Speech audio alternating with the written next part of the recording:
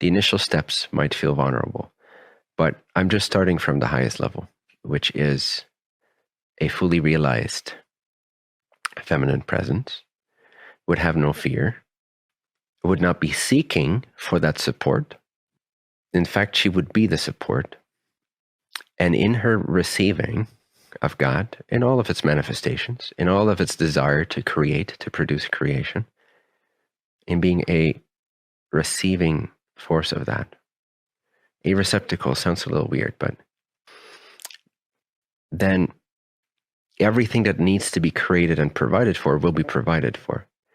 But it's different than seeking for support, although that's a valid initial step, and I might get to that in a second. But again, just staying a little bit longer with the highest level, there is no longer a seeking from a vulnerability, from an insecurity, from a feeling physically vulnerable. If we identify it with the physical body, if we associate the feminine aspect of God only with the female body, which is in general, not always, but in general, upper body is more fragile, less strong, muscularly speaking, than the masculine. If we associate through that filter, we'll always feel a little bit, not inferior per se, but vulnerable. And this vulnerability comes from body consciousness. It comes from body identification, body association. Now, in that state, yes, there seems to be relevance to finding that support. But really, the feminine is the support of the masculine. The masculine is not the support of the feminine.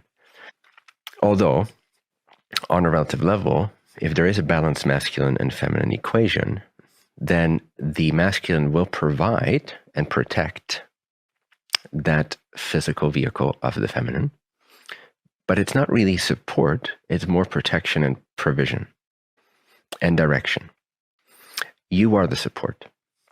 You are the support of the masculine. That is the surrender. That's the receiving. It's kind of like being a satellite dish energetically. It's the energetic version of a satellite dish. That's what I mean with receptacle. Again, it's not the best word, but you're receiving information. You're receiving impregnation. You're receiving creation.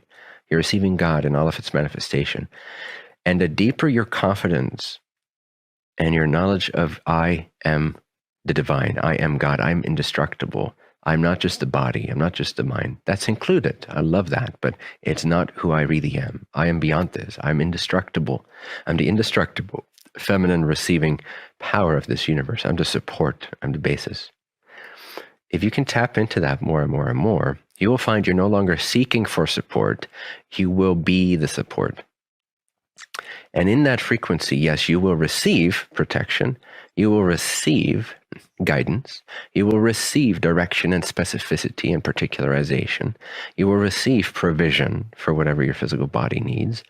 But you are the support. The feminine is the support. It's the basis. It's the space, the void in which the subatomic particle, if you will, can speed up and rotate and find direction of the masculine. So you are the support for the masculine. And at the highest level, that surrender, therefore, actually feels like a total confidence.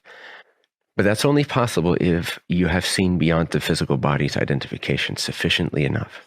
Until that time, so now I'm stepping it down a little bit, yeah? Until that time, there will be the desire to seek stability in the masculine. And it's not necessarily wrong. And if you find a good masculine force and you are willing to surrender and be vulnerable, again, vulnerability is an illusion, right? But within the illusion, you have to be willing to be vulnerable as long as that's part of your experience. So if you find a good masculine force that is trustworthy, then at some point you do have to begin to trust that force. Otherwise, you cannot practice as easily the surrender, and you cannot attain to the divine feminine that I just described, which is more like the space of the universe, that loving, receiving space that gives life and impregnates, or allows the impregnation, that gives the fertile soil for the impregnation to occur, that supports everything that wants to flourish, everything that God wants to accomplish, everything that God wants to create and realize about itself. You enable that, you support that, you empower that by your support, by your receptive mode, by your ultimate confidence. But again, in order to get there, oftentimes how we practice that quite naturally is through surrendering to the masculine. And so initially, when you don't have that indestructible confidence just yet, you do feel it at some level. You do know it's there, but you're still identified also on the surface with a human self. And it's fine. It's perfectly normal. So when that component of the human vulnerability still is a part of your experience, you have to just be willing to surrender and at your own pace, and of course to a safe source. But once you know that it's a safe source, it's a reliable source, at some point you have to begin to trust it a little bit more in order to practice this. Because if you don't, then you're just blocked and you don't use that opportunity. So at that level, of the human level, it's a bit more of a delicate balance. But if you trust in the process and you attract such a stabilizing, energizing force into your life, then you can begin to surrender your vulnerability, which simply means feel vulnerable until that begins to feel more indestructible. And it's greatly liberating when you first start to open up in that way and start to be vulnerable, because it is through your vulnerability being allowed that you will begin to realize this indestructibility. And there's no more potent way to do this than, or no more tangible way to do this than with a masculine force. It's just the most tangible. It's just the most in your face. It's just the most confronting. It's the most accelerated, right? So it's also a little bit scary, but that's a healthy sign. If it's a little bit scary, you know you're already considering this particular person, and there's already safety and a trust there. Otherwise, you wouldn't even consider it. If it's just this random dude at the bar that's like drunk and like coming on to you, obviously you're not really considering even surrendering in that sense. So if you're even considering it and it feels a little bit scary because you're considering it, it's already a good sign. You're already on a deeper level. You already trust this person enough. Again, they might not be 100% perfect. That'd be very rare. But they will be sufficient representatives of a genuine masculine force for you to practice your vulnerability in, so that you can realize your indestructibility through that. And what that feels like initially, not speaking from the ultimate level just yet, but initially, is a greater trust in your innocence, your softness, your surrender, being innocent again, preferring being innocent and humble and not knowing over knowing, which is kind of a masculine force, which often gets distorted in women out of fear and justified out of fear. It's like, no, I know what's best for me. Maybe you don't always. So if you prefer the surrender to your innocence, just the innocent state of not knowing, the innocent state of humility, you start to immediately soften. You can feel it in your body. You can feel it in your spine. You can feel it in your brain. You can feel it in your organs. You can feel it in your heart.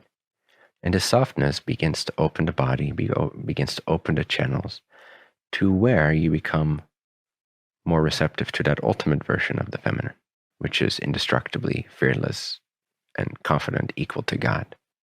No longer in need of support. She is the ultimate support of all that wants to be birthed into creation.